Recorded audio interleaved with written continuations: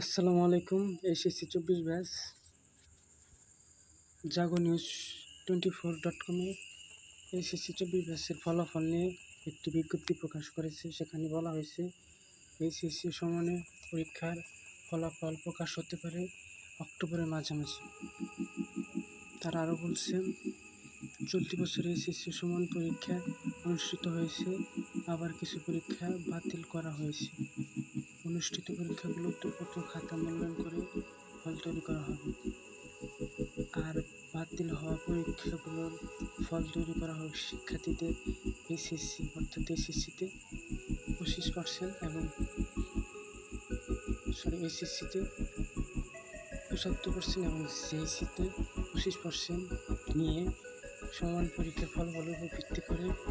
এ কারণে ফলাফল নিয়ে দুশ্চিন্তায় আছে প্রায় 14.5 লাখ পরীক্ষার্থী, তাদের অভিভাবক। আরও তারা বলছে এগুলো তোমরা করে নিতে পারো, তবে সম্ভাব্য তারিখ হচ্ছে অক্টোবরের মাঝামাঝি আর কি।